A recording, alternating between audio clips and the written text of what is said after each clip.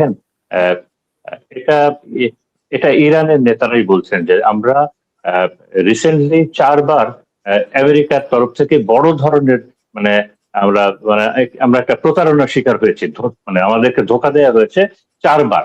যে আমরা ওবামা প্রশাসনের সঙ্গে আমরা একটা চুক্তি করলাম, ট্রাম্প এসে সেটা চিড়ে ফেললো। দ্বিতীয়ত হলো আমরা আহ, একটা ট্রিটি আমরা করলাম, যে আপনার ইসের যে আরব ইসরায়েল এবং ইরানের মাঝে যে 12 দিনের যে যুদ্ধটা হলো, তো এরকম একটা যুদ্ধ আমাদের উপরে চাপিয়ে দেওয়া হলো হঠাৎ করে, এবং সেখানে আমেরিকা ইন্টারফেয়ার করলো এবং আমাদের 3টা জায়গাতে তারা বোম্বিং করলো। এরপরে হলো 28 ফেব্রুয়ারি যে আমেরিকা আমাদের উপরে মানে একটা একটা ট্রিটি চলছিল, যে ট্রিটিটা প্রায় ফাইনাল স্টেজে ছিল। এরকম একটা সময়ে আমাদের সাথে বেইমানি করে প্রতারণা করে আমেরিকা আমাদের একটা যুদ্ধ শুরু করলো।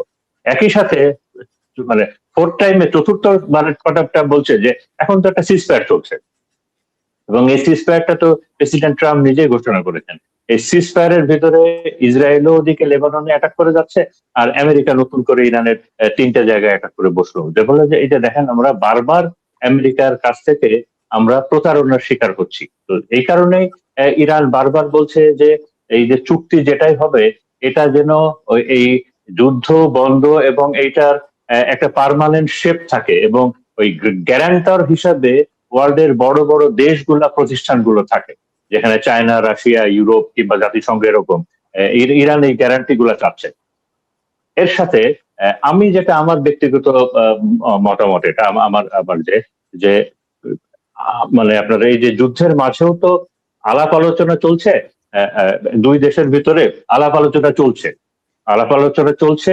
তবে এক্ষেত্রে যে ব্রিগেডিয়ার জিয়া স্যার যেটা বললেন যে ইরানের আমেরিকার পক্ষে তো 2জন এসেছিলেন মাত্র, সেখানে স্টিভ হুডকফ আর হলো ট্রাম্পের জামাই জ্যারেড কুশনার, যাদেরকে রিয়েল এস্টেট এজেন্ট বলে আমেরিকানরা, বিজনেসম্যানও বলে না, এবং এরা দুজনই জিউস, ইহুদি, এবং দুজনেই জিউস লবিং এর অংশ। তো তারা মেইনলি এসেছিল আমার অ্যাসেসমেন্টে এবং আমার মতো আরো অনেকেরই অ্যাসেসমেন্টে, যে তাদের ধারণা ছিল, আমেরিকা ইসরায়েলের ধারণা ছিল যে আহ, আহ, ওবামার সময় যে চুক্তিটা ইরান করেছিল, এই চুক্তিটা ওবামার সময় যে চুক্তিটা ইরান করেছিল, ওই চুক্তিটা কিন্তু ইরানের আসলে ডিগনিটির সাথে যায় না, বাট ইরানকে ওই চুক্তিটা মেনে নিতে হয়েছিল, কারণ তখন রাশিয়া এবং চায়না অত শক্তভাবে ইরানের সাথে দাঁড়ায় নাই। আবার একই সাথে এই যুদ্ধ শুরুর আগে, 28 ফেব্রুয়ারি যুদ্ধ শুরুর আগে আহ, আহ, এই যে আমেরিকার সাথে যে ট্রিটিটা মোটামুটি ফাইনাল স্টেজে ছিল, সেখানেও ইরান অনেক বিষয়ে ছাড় দিয়েছিল, মানে ইরান অনেক অনেক বিষয়ে ছাড় দিয়েছিল, যে কারণে আমেরিকার ধারণা যে ইরান তো ওই চুক্তিটা তো রাজি ছিল, তো আমরা সেইভাবেই সাইন করে নিচ্ছি না কেন। এই কারণ কিন্তু ইরান বলছে এখন তো আর সেই পরিস্থিতি নাই, এখন তো ইরান তো এখন তো আর সেই পরিস্থিতি নাই। এই কারণেই আমেরিকা চাচ্ছে ওই চুক্তিটা চাপিয়ে দেওয়ার জন্য। বাট ইরান তো এখন তো সেটা নিবে না, ইরান তো বলেছে, ইরানের জনগণ বলেছে এই কথা, যে যুদ্ধের মাধ্যমে আমরা যেটা অর্জন করেছি এটা আমরা আলোচনার টেবিলে হারাতে চাই না। আর এখন আমার যেটা ধারণা, যে চুক্তির 2টা বিষয় নিয়ে সব থেকে বেশি বিরোধ হচ্ছে, একটা হলো নিউক্লিয়ার ইস্যু এবং আর একটা হলো হরমুজ ইস্যু। শুধুমাত্র এই 2টা ইস্যুই হলো সব থেকে বড় আকারে আছে। আর বাকি বিষয়গুলা, যে ইরানের উপরে যে স্যাংশন দেওয়া আছে, ইরানের অ্যাসেট গুলা যে বিভিন্ন জায়গায় ফ্রিজ করে রেখেছে যুক্তরাষ্ট্র, আবার যে ব্রকেট দিয়ে রেখেছে, একই সাথে যে মিডিল ইস্টের যে আমেরিকান যে বেস গুলো আছে, আমার যেটা ধারণা যে বাকি 4টা পয়েন্টে এটা নেগোসিয়েশনের মতো জায়গায় হয়তো গেছে। কারণ আমি ইরানের যে নিউজ পেপার গুলো দেখি, তাদের তাসনিম নিউজ আছে, তাদের আপনার তেহরান টাইমস আছে, ইরান কিংবা, সেখানে আমি মোটামুটি একটু পজিটিভ খবর পাচ্ছি যে একটা নেগোসিয়েশন চলছে। কিন্তু সব থেকে বড় বাধা হয়ে আছে এই হরমুজ ইস্যুটা নিয়ে, এবং আপনার এই নিউক্লিয়ার ইস্যুটা নিয়ে। কারণ আমি আহ, আজকে এবং গতকালকেও ইরানের সুপ্রিম লিডার মুস্তফা খমেনি এবং একই সাথে ইরানের যে স্পিকার জনাব গালিবাফ, উনি তো আবারও ইলেক্টেড হয়েছেন।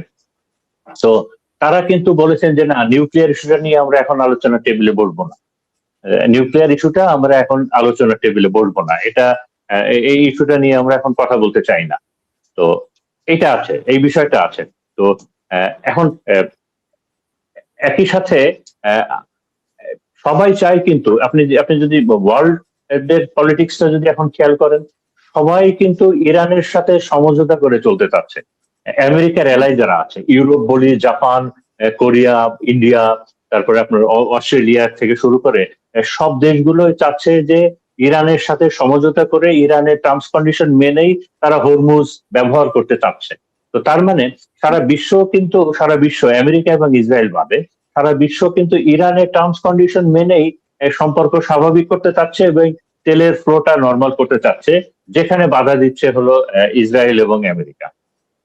এবং একই সাথে এই দুইটা জিনিস ঝুলে আছে এবং ঝুলে থাকবে। আমি এটা দেখছি যে এটার সমাধান হচ্ছে না। যে একটা হলো লেবাননে ইসরায়েলের যে এখন লেবাননে ইসরায়েলের যে আগ্রাসনটা চলছে, এবং একই সাথে আপনি গত 3-4 দিনে হয়তো দেখবেন যে নেতানিয়াহু ঘোষণা দিয়েছে যে গাজার 70% ল্যান্ড যেন ইসরায়েল দখল করে নেয়, এবং সেটা পার্মানেন্টলি দখল করে নেয়। সে আদেশ আইডিএফ কে, মানে ইসরায়েলি ডিফেন্স ফোর্স কে নেতানিয়াহু দিয়েছে যে গাজার 70% যেন তুমি পার্মানেন্টলি দখল করে নাও। এবং লেবাননের সাউদার্ন লেবানন পর্যন্ত তো আছেই, ওদিকে সিরিয়ারও একটা বড় অংশ আছে। তো বিশেষ করে এই গাজাতে এবং লেবাননে ইসরায়েলি আগ্রাসনটা সহজে বন্ধ হবে না, এবং এই আগ্রাসনটা বন্ধ না হলে ইরান তার প্রক্সি ওয়ারটাও চালিয়ে যাবে। তো এবং ইরান কিন্তু সবসময় চাচ্ছে যে এই আলোচনার যে টেবিলে অবশ্যই লেবানন এবং গাজা ফ্রন্ট এটার জন্য যুক্ত থাকে, কারণ সিজফায়ার মানে ওইটাও। তো সিজফায়ার মানে হলো এইটাও। তো এ কারণেই তবে আমার একটা বিশ্বাস যে আপনি হয়তো ট্রাম্পের যে সুর কত নরম হয়েছে সেটা খেয়াল করেছেন, এবং একই সাথে এটা মনে হয় গত 3 দিন আগে অথবা 2 দিন আগে যে হোয়াইট হাউসের সিচুয়েশন রুমে এই ইরানের যুদ্ধ বিষয়ে একটা বৈঠক করেছিলেন, যেখানে ট্রাম্প হাজির ছিল। তো সবাই হ্যাঁ, এটাও একটা বৈঠক ছিল। সেখানে সবাই সেকেন্ড ফেজ নিয়ে আলাপ করছিলেন, সেকেন্ড ফেজের যুদ্ধের বিভিন্ন বিষয় নিয়ে। কিন্তু ট্রাম্প, মানে যেটা ইন্টারনাল সোর্সটা যারা বলছেন, যে ট্রাম্প কোনোভাবেই সেকেন্ড ফেজের বিষয়ে কোনো ইন্টারেস্টেড ছিল না। মানে ট্রাম্পকে সেকেন্ড ফেজের বিষয়ে খুব বিমর্ষ দেখা যাচ্ছিল, এবং ট্রাম্প চাচ্ছিল না যে সেকেন্ড ফেজটা শুরু হোক। তো এই প্রথম এর আগে এই প্রথম আমি দেখলাম যে ট্রাম্প সে নিজে সেকেন্ড ফেজের ব্যাপারে ইন্টারেস্ট দেখাচ্ছে না। অথচ এর আগে আমরা সবসময় দেখেছি যে ট্রাম্প চাচ্ছে নতুন করে যুদ্ধ শুরু করতে, বাট বাকিরা চাচ্ছে না। তো এখন তো তার মানেই হলো খেলার দান গুলা কিন্তু ঘুরে গেছে, মানে পাশা ঘুরে গেছে। এবং এই যুদ্ধ আর চলবে না। আমেরিকা, আপনি নতুন করে যদি 60 দিনের আবার একটা যুদ্ধবিরতি মানেই একটা সমঝোতার দিকে যাবে, এবং আমেরিকাকে যেতে হবে, এবং ইসরায়েলকেও এটা মানতে হবে। ইসরায়েলের বিষয় তো স্যার বললেনই, যে ইসরায়েল তো সারা বিশ্বে এখন একঘরে হয়ে গেছে। এবং আমরা তো জানি যে সব থেকে সব থেকে খারাপ রাষ্ট্র এবং খারাপ নেতা হিসেবে নেতানিয়াহু এবং ইসরায়েল বিশ্বের 1 নম্বরে আছে এখন, যে সব থেকে খারাপ দেশ কোনটা, সব থেকে নিষ্ঠুর দেশ কোনটা, এবং এটা সারা বিশ্ব থেকেই বলছে এটা। তো এই কারণে এই চুক্তিটা হবে। তো এই যে নতুন করে যে 60 দিনের যে যুদ্ধবিরতি, এটারও দরকার আছে কারণ ওই যে মানে ট্রাস্টের ডেফিসিট দুই দেশের ভেতরে, যে একটা চুক্তি করতে গেলে তো মিনিমাম ট্রাস্ট লাগে, যে ট্রাস্টটা এই দুই দেশের জন্য নাই।